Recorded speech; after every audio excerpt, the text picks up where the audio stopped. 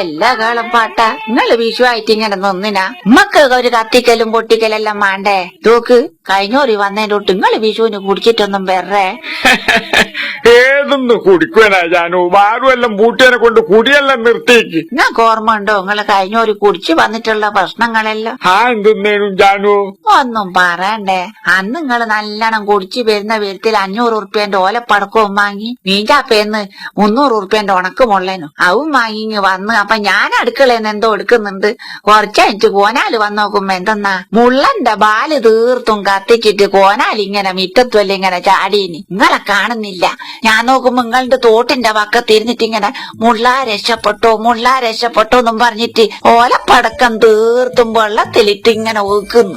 നിങ്ങൾക്ക് ഓർമ്മ ഉണ്ടതല്ലോ? ഓർമ്മിപ്പിക്കലുണ്ട ജാനു.